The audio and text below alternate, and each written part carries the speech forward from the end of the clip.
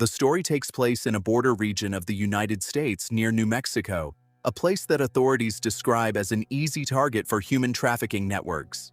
Many people think that this type of crime only happens on the other side of the border, but the truth is that it also happens right there inside the country itself, silently. The story follows Nick Hausadad, a veteran soldier of the United States Army deployed for years at a desert base. She masters everything involved in taking a life. She went through the 3rd Cavalry, then an elite regiment and special operations, and managed to accurately calculate how much time a man would take to bleed to death with just one cut to the right artery. But there is one thing that not even military training prepares anyone to do: raise a child. On the other side of the world, her daughter Chloe grows up without her mother around. Every year on the girl's birthday, Nick calls from the desert to congratulate her and promises that the following year she will be home. On her daughter's 3rd birthday, she apologizes for not being able to be present. At age 6, she repeats the same promise, and the promise is repeated year after year without ever truly being fulfilled. At some point during these calls, Nick comes to think that most parents spend the first 18 years alongside their children, and that after that, only visits, vacations, and some stolen moments here and there are left over. In her head, adding it all up, they are lucky to get a whole year of real coexistence throughout their entire lives. And she knows that she is losing exactly those years. When Chloe turns 15, Nick gives her a guitar as a gift in a sincere attempt to rebuild some closeness between the two. But the following year, she is already back in the desert. As always, the birthday calls become increasingly dull and distant, and the woman, who should be the closest figure in Chloe's life, starts to sound like a stranger on the phone. Everything changes when Nick's husband dies of leukemia. Without him, she decides to end her military career for good and return home permanently, determined to become the present mother she never managed to be. On Chloe's 16th birthday, Nick organizes a party full of balloons, but the girl's friends barely touch the cake and leave early, already making other plans for later that night. Chloe makes it clear that she would prefer to be with her friends, and the comment provokes an argument between the two. She accuses her mother of never being present during her entire childhood, goes upstairs angrily to her room, and locks herself inside. That night, Nick tries to apologize but only finds a note on the bed. Chloe snuck out to go to a party. In a bar in the city, Chloe tries an alcoholic drink for the first time alongside her friends, all drinking and enjoying the night without imagining what was to come. They encourage her to approach a handsome young man named Ben, who quickly wins her trust. Without the girl noticing, he puts something in her drink. As soon as the friends leave the two alone, Nick is already tracking her daughter's cell phone and arrives just as Ben and a group of men drag Chloe to the back exit of the bar. One of them draws a knife, but Nick takes him down before he can use it. The others manage to escape, taking Chloe in a car. During the chase, the kidnapper's car almost crashes into another vehicle. This gives Nick the chance to catch up with them. She breaks the window and holds on tight to the door, but a sharp turn throws her out straight onto the asphalt. Even fallen, Nick doesn't give up. She calculates the path the car will take, runs across the building nearby, and jumps from a window straight onto the moving vehicle without hesitating for a single second. Using her own car key, she drives the object into the driver's eye, who loses control and crashes. Nick is thrown far away once again and faints, while Ben pushes the agonizing driver aside and flees again with Chloe. Fallen and wounded in the middle of the street, Nick still thinks of a rule she knows well from years of service. When someone disappears, there are only 72 hours to find that person alive. From that moment on, the clock already starts ticking against her. The story advances 27 hours. Nick wakes up hanging upside down from the ceiling of an abandoned slaughterhouse, the same kind of place the organization uses to get rid of people who get in the way of business. A clock on the wall shows that there are now only 44 hours left. In front of her is a man known as Vitter, the Butcher, a cold killer preparing to torture her. Around them, several hanging bodies complete the scene. Among them is Ben's, killed after revealing to Vitter where the warehouse Nick had found was. When she demands to know where her daughter is, Vitter responds with disdain that he didn't even know the cattle had names. Then he explains the reason for so much violence. The night before, Nick hit the most profitable brothel of a man named Sullivan and freed the girls who were trapped inside. Even with the knife pressed against her face, Nick orders him to let her go and tell her where Chloe is, promising to let him live if they collaborate. Vitter just laughs at the proposal. He cuts her abdomen and drives the blade into her thigh before stopping to answer a call from Sullivan, the organization's manager. It's the distraction Nick needs. She pulls her own knife out of her leg and uses the blade to cut the bindings. As soon as she frees herself, Vitter charges at her, but Nick takes control of the fight in seconds and strikes him multiple times with the same knife. She interrogates him about her daughter's whereabouts, and since he refuses to speak, she cuts off one of his ears and warns that death will become increasingly painful with every second of silence. Vitter tries to buy time, saying she has no idea the size of the organization she is messing with, but Nick is not shaken. Only then does he give in and reveal that Sullivan is just the manager. He reveals that the person who really commands everything is a man known only as the president. Shortly after, a line of SUVs arrives at the slaughterhouse, but Nick is already hidden outside. She watches a well-dressed man step out of one of the cars, surrounded by heavily armed and visibly well-trained security guards. She doesn't need anything else to identify him. It's Sullivan. Upon entering the slaughterhouse, Sullivan finds Vitter's body hanging upside down with a photograph of Nick and Chloe attached to the corpse. On the back, a handwritten sentence makes the message clear: she wants her daughter back. Even so, Sullivan decides not to tell the president anything, knowing he doesn't tolerate any sign of weakness. Instead, he orders all available men to go out hunting for her. Nick follows the convoy to Sullivan's mansion, a veritable fortress surrounded by cameras, guard dogs, armed security, and surveillance drones, with everyone moving with almost military precision, as if they knew someone would eventually try to break in. A direct attack there would be pure and simple suicide. When the adrenaline drops, she finally feels the pain of the wound on her abdomen and understands she needs to recover before continuing.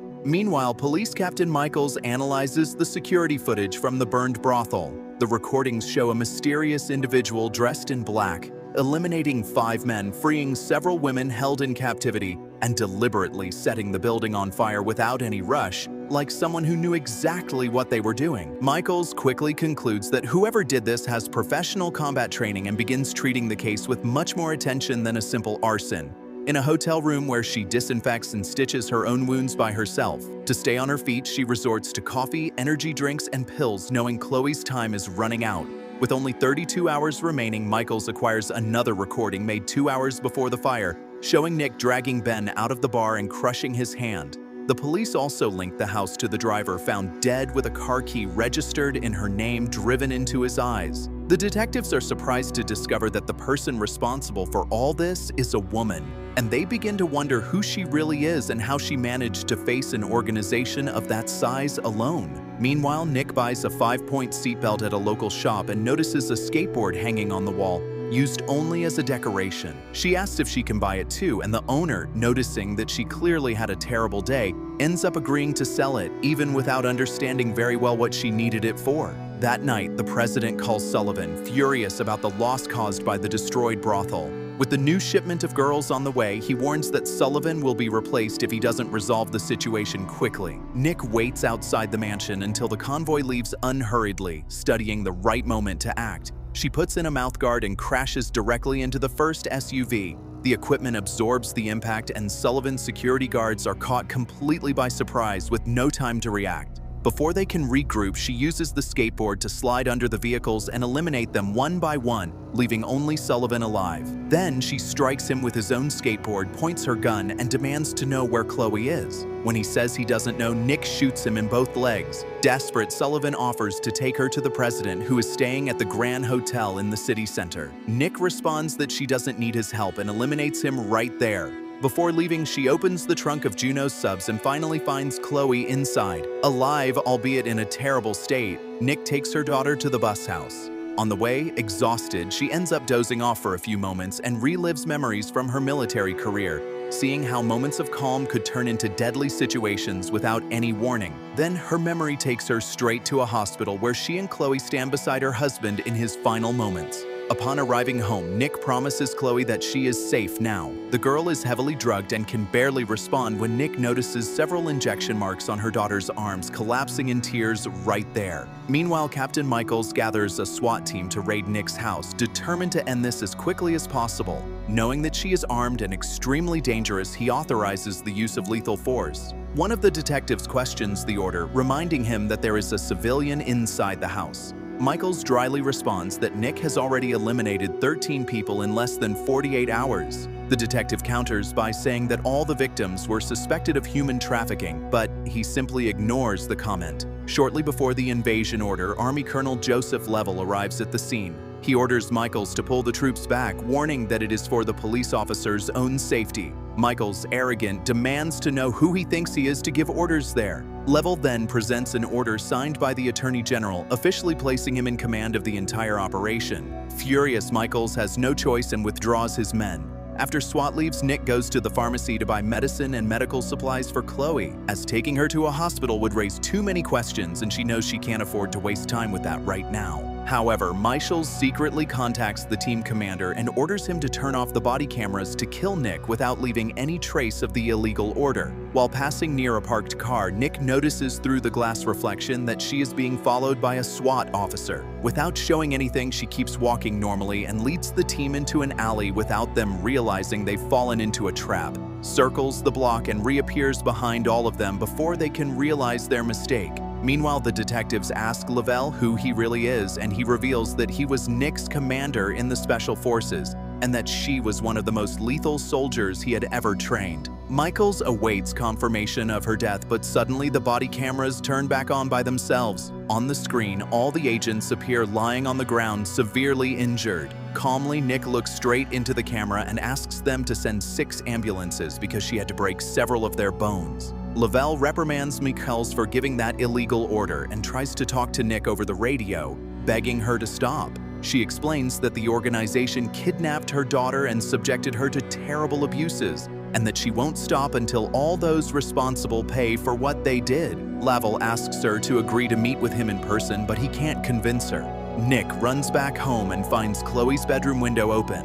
Her daughter has disappeared again. On the way, a young detective points his gun at her, but Nick quickly disarms him and turns the gun against him, thinking he is another trafficker. Upon realizing he is just a police officer, she simply leaves him unconscious. As soon as she confirms the traffickers took Chloe again, she immediately goes after them. Meanwhile, Michaels drives Lovell to Nick's house. During the drive, Lovell asks why he sent SWAT without authorization. Michaels insists that Nick killed 13 people and needs to answer for it. Lovell reminds him that she is a war hero and that all her victims were human traffickers, leaving Michaels without an argument. Next, he asks how a simple police captain can afford such an expensive suit like that on the salary he makes. The question makes Michaels react with visible irritation, and he quickly changes the subject, bothered. The police raid the house, but Nick is no longer there. Michaels orders a citywide manhunt, authorizing officers to shoot to kill as soon as they find her.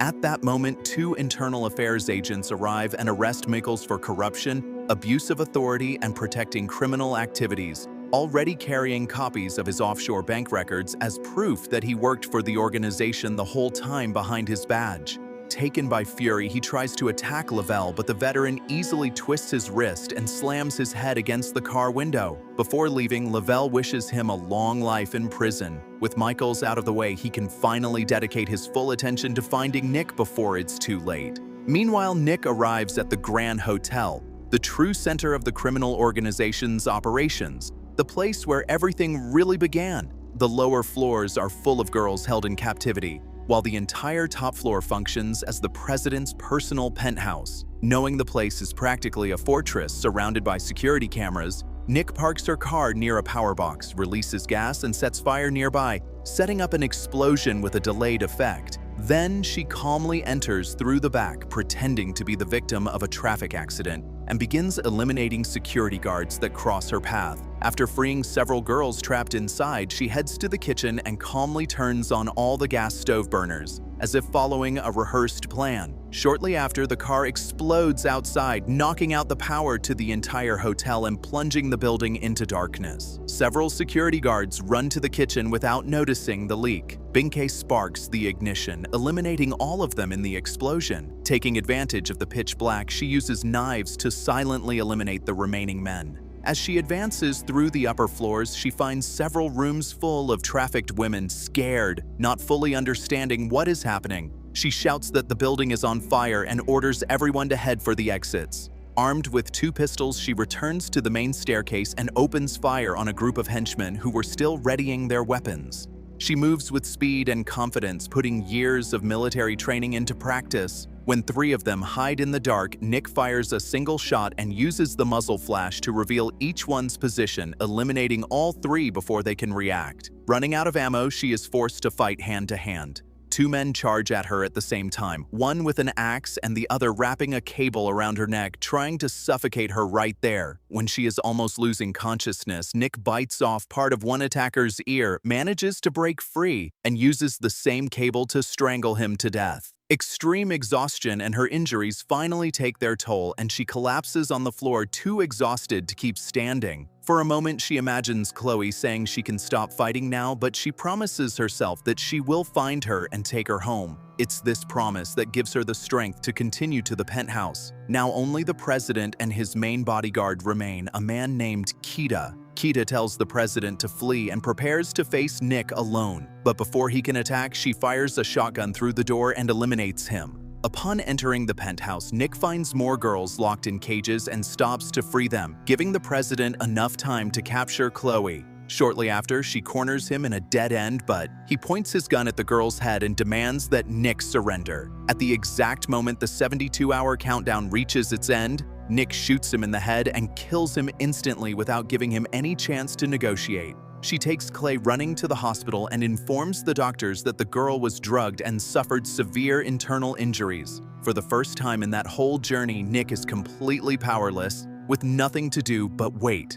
A few hours later, Chloe is stabilized and Nick finally allows herself to sleep next to her daughter's bed, believing that the longest 72 hours of her life have finally come to an end. This is where the movie reveals the truth. In private, Lavelle talks to the detectives who ask why the organization didn't simply return Chloe after losing 13 men. He then reveals what really happened. Nick indeed found her daughter almost a week ago, except when she managed to reach her, Chloe was already dead. Unable to accept that, Nick suffered a complete breakdown. The doctors had to admit her and keep her heavily medicated for a good long time. Lavelle went to visit her as soon as he found out and tells the detectives that physically she was recovering well, but inside she was still trapped by her own trauma, repeatedly saying that she had already lost too much time and needed to find her daughter immediately. He recalls what he told her that day, looking into her eyes, that Nick was the best soldier he ever had, that she had saved countless lives, soldiers and civilians, and that he wasn't going to abandon her now. Nick, still lost in her own grief, remembered one of the last things Chloe said before she was taken, that her mother always fought for others, but never for her. That was why she promised that this time it would be different, that she was finally present there, ready to change it all. Even destroyed inside, she insisted repeatedly that she needed to leave, that her daughter needed her, and that she had already wasted too much time waiting. But her mind simply erased the memory of her daughter's death. The doctors explain that soldiers are trained to compartmentalize trauma, a technique that helps many people survive on the battlefield. But in Nick's case, it evolved into something much more serious: retrograde amnesia. This means she can no longer form any new memories. Every time she goes to sleep, her mind resets straight back to the night Chloe was kidnapped, and she wakes up again, convinced that the hunt is just beginning. The girl she pulled from the trunk of Sullivan's SUV was never Chloe.